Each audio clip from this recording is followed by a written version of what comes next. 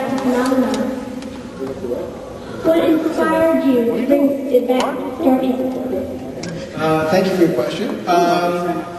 Honestly, when they came to me and asked if I'd be interested in producing Star Trek, although I was not a massive fan, I could completely appreciate that there were so many people who were, and the idea of investigating Kirk and Spock and sort of how they came to be was very interesting to me, and so I said yes, and I immediately called Brian and Bob and Alex and Damon, the other producers and writer, and we just started meeting and talking about stuff.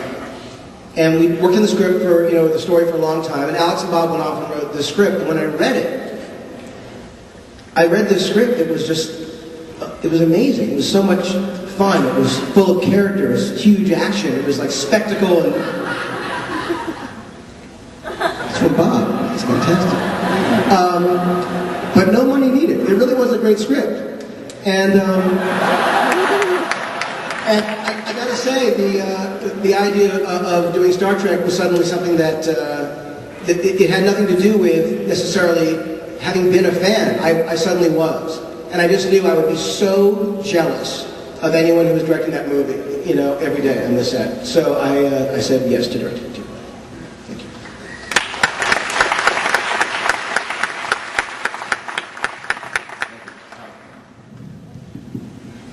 Thank you. Mr. Abrams, this is a question for you. I noticed that in a lot of your work you have a unique talent to bring a lot of blending of action, drama, and emotion into each part of your work. And I'm starting watching Felicity and Alias and great works. Mission Impossible 3, that was one of my favorites. How is it that you communicate that similar style from your image in your brain to the rest of your actors to be able to portray such vulnerability and strength at the same time? Thank you for your kind words. Thank you. The truth is that my favorite movies, my guess is your favorite movies, are movies that combine characters that are relatable, that are complex, that have, they're broken in a way, but you believe them and they're real, and they make you feel. And then they're thrown into the craziest shit of all time, and suddenly it's like the best. It's the Reese's peanut butter cup of. It's like the chocolate. It's fantastic stuff. So for me, combining those two things is like the key to having it work. Whether I'm writing alone, whether I'm working with Alex and Bob or with Damon, and it's so much fun working with these guys because we've been working together since Alias. It's an amazing thing to kind of work with people who inspire you to do exactly what you're talking about, to kind of keep pushing you to try and find ways to feel deeper and more about characters and then put them in situations that are increasingly unbelievable. The funny thing to me is that a lot of the stuff that you think people might have problems with, they don't. Like, people will go anywhere. That's what's so cool about, fantasy, sci-fi, horror. People will go there willingly. Like on Fringe, we did the pilot, and Alex and Bob wrote that. Thank you. And the pilot, it was insane. Like the main character shares consciousness with her unconscious boyfriend, who's turning invisible because of this chemical he was exposed to. Okay, so people saw the show, and no one complained about that. No one was like, "Oh, come on, invisible consciousness, the tank, altered states, bullshit." No one said that. But they were like, okay, wait a minute, like Harvard is going to have a free lab?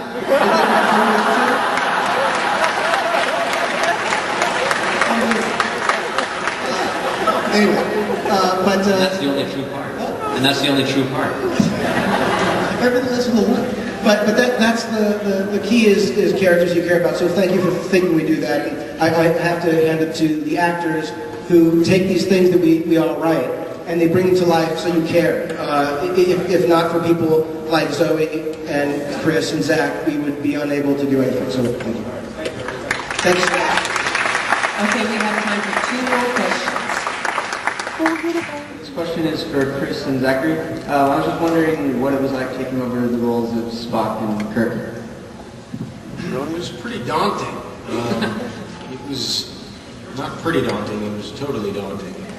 I was not daunted.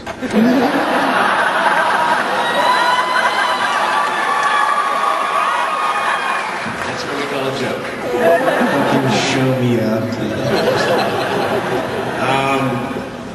Yeah, I was definitely wary of taking the role in the beginning because I knew it was a world that where the fans, you guys are probably the best fans in all the fandom. Sure, yeah. So I didn't want to disappoint anybody, you know.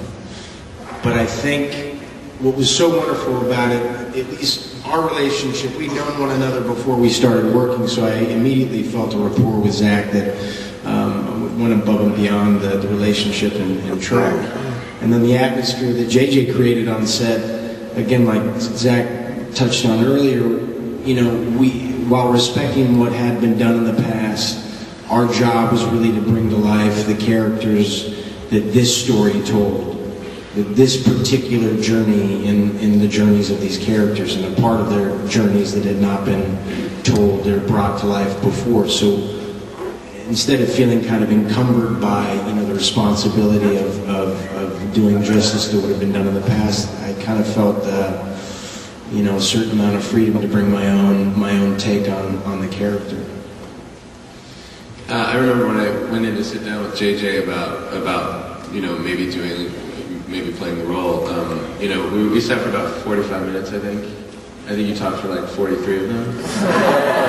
And so there was this thing for me because I was like, at a certain point, I was like, I actually feel like maybe. No, it was, his vision was so clear, like, honestly, I felt like stepping into it, he had already, I mean, people always ask, like, what does JJ like? And the two words that I always use are magician and wizard. Like, I really, really believe that there's some force of nature that does not exist in other humans that he embodies. And so... You don't understand humans. Only halfway.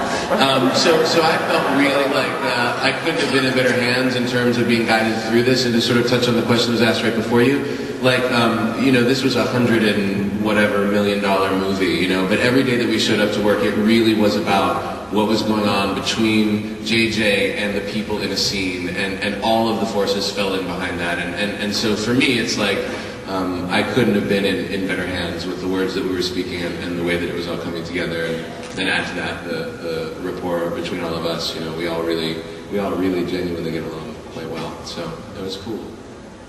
If I could just say one thing real quick, which is, in addition to the actors being unbelievable, one of the things that was so cool about doing this movie was working with ILM and the visual effects that they did. I gotta tell you guys, like, we've all seen the work that they've been doing, you know, in Iron Man, Transformers, and really, like, sort of outdoing themselves every time. I gotta tell you, they did some stuff this time that just blew my mind, and I'm so honored to have gotten a chance to work with them. There's a man here today who was the visual effects supervisor on the movie. He's apparently somewhere in this theater. I'd love him to stand up. Roger Gaudet, are you here? Roger, where is he? Hold on. There he is. See, look, that gentleman right there.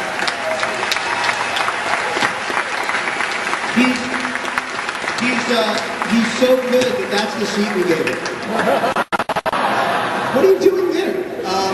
He's amazing, and you'll see his work when you see the film. He just really outdid himself, and the whole crew. So thank you to everyone up here in the Bay Area at ILM.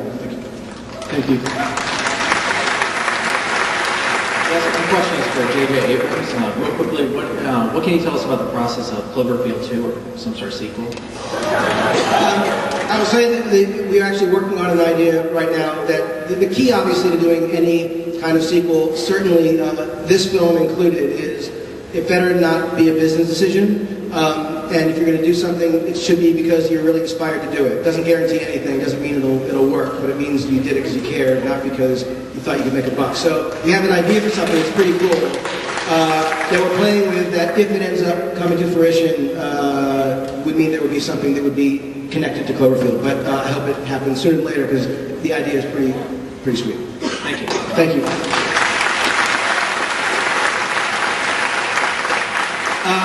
We're being told we have to leave. I cannot thank you guys enough for coming here. It's such a thrill to see you guys. I hope you enjoy the movie.